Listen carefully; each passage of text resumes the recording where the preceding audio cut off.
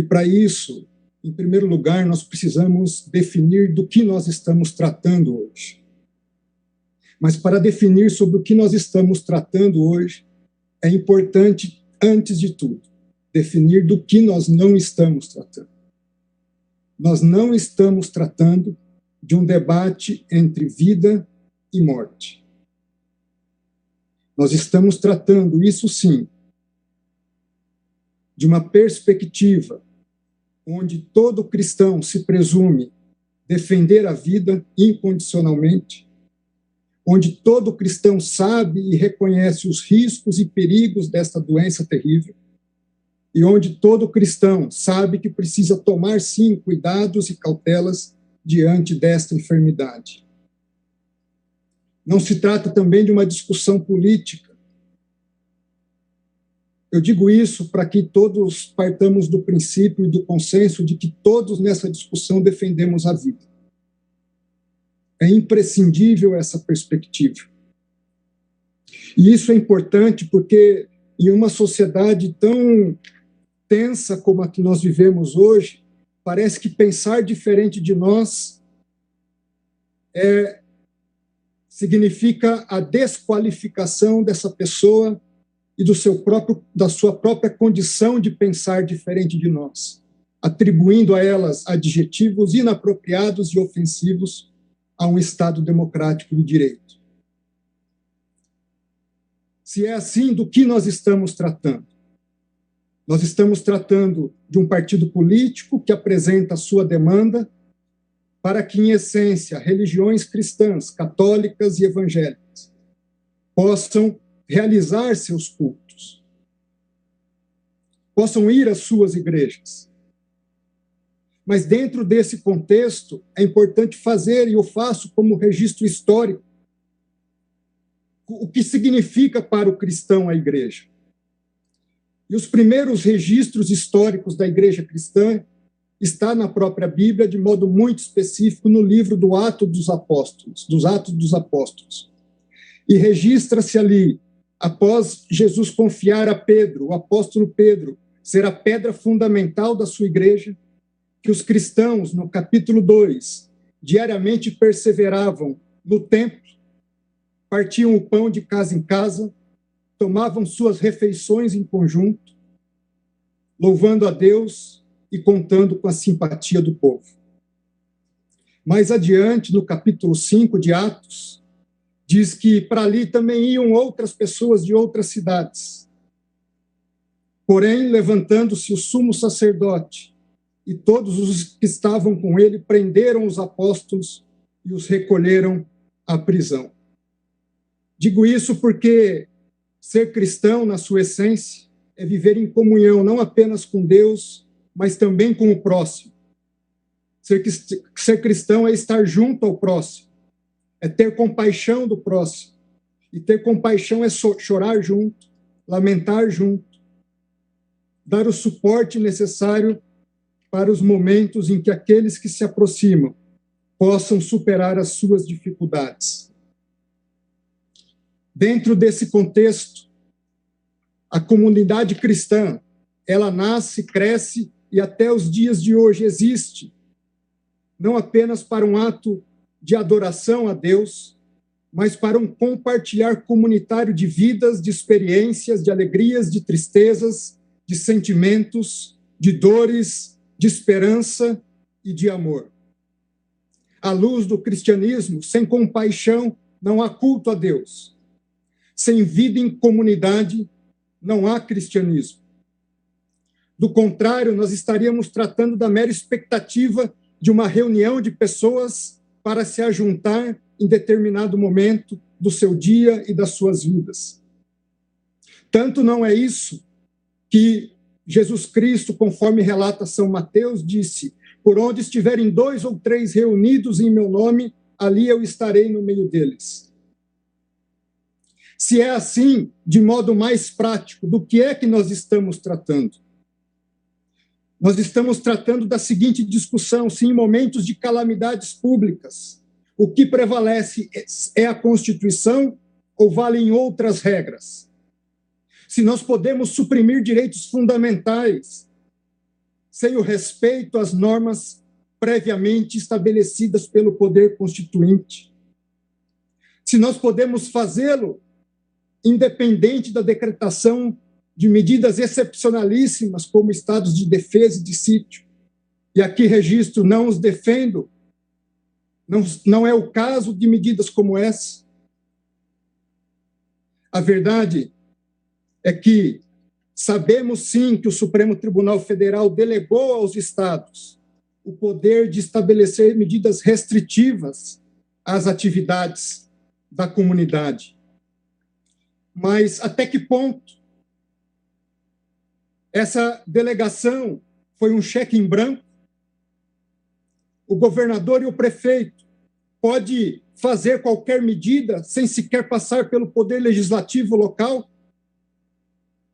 Não existe controle? Não se tem que respeitar proporcionalidade? Não se impedem medidas autoritárias e arbitrárias? Se autoriza a rasgar a Constituição? Se autoriza a prender um vendedor de água ambulante e espancá-lo no meio da rua? Enquanto em grandes supermercados isso é feito legitimamente? Por que o pobre não pode vender bens de primeira necessidade? Por que uma pessoa não pode praticar o esporte na sua praia e seguir para a sua casa, onde pessoas, mulheres e jovens estão sendo presas? Até que ponto? Até quando? Até quando medidas abusivas? Até quando polícias, guardas municipais agredindo cidadãos e trabalhadores, sacando suas armas, simplesmente porque estão trabalhando? Isso que foi autorizado? Eu tenho certeza que não foi isso. Eu tenho certeza que há limites e que o Supremo Tribunal Federal não deu um cheque em branco a governadores e a prefeitos. Dentro desse contexto, permitam-me fazer um parêntese, não só agressões a trabalhadores, medidas de toque de recolher. Medida de toque de recolher é incompatível com o Estado democrático de direito. Medida de toque de recolher não é medida de prevenção à doença, é medida de repressão própria a estados autoritários.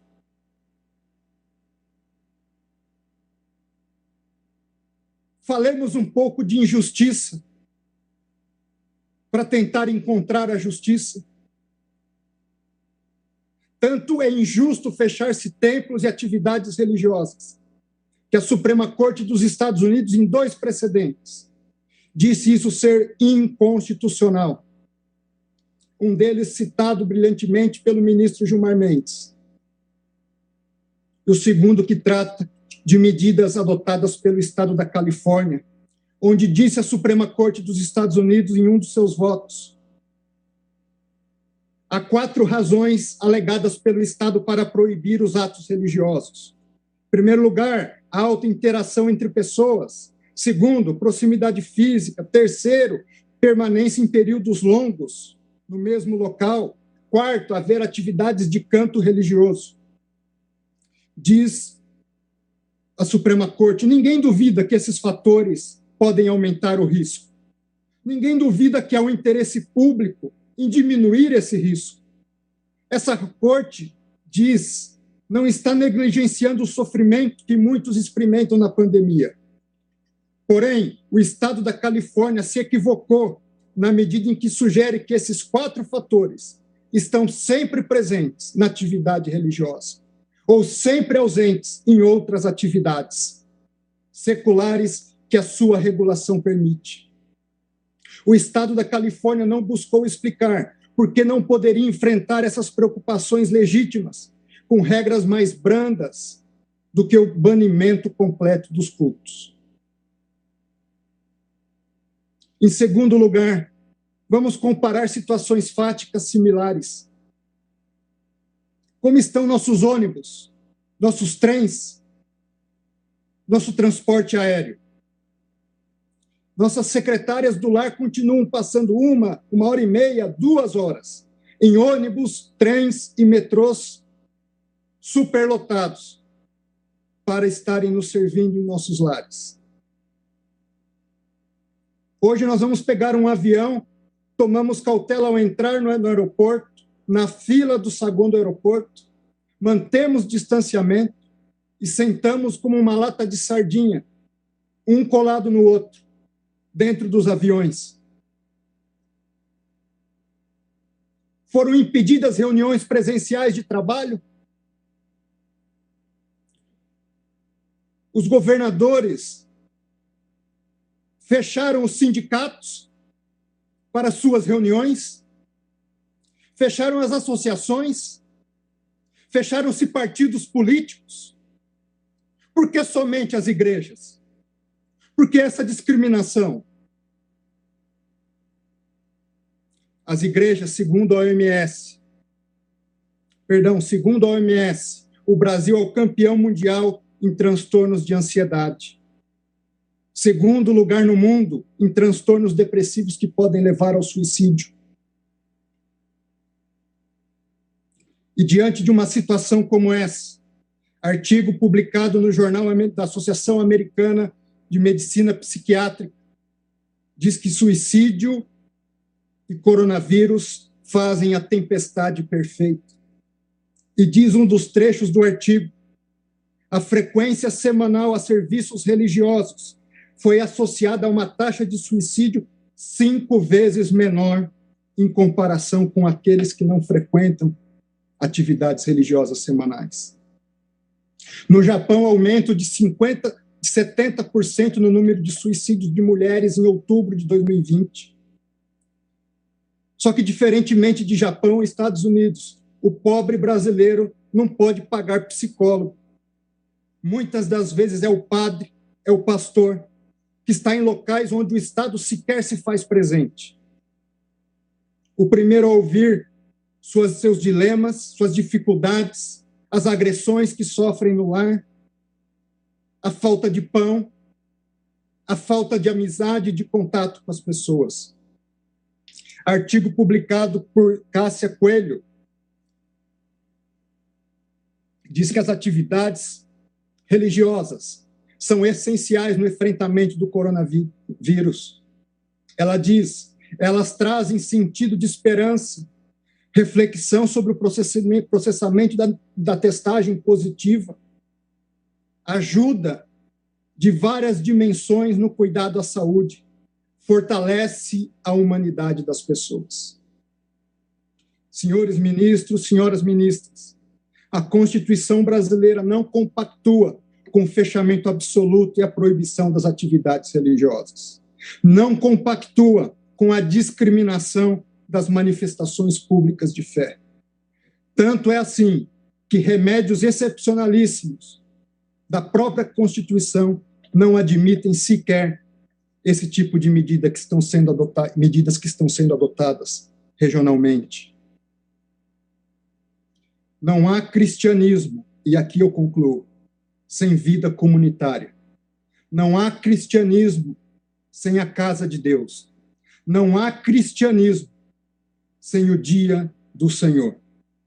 É por isso que os verdadeiros cristãos não estão dispostos jamais a matar por sua fé, mas estão sempre dispostos a morrer para garantir a liberdade de religião e de culto.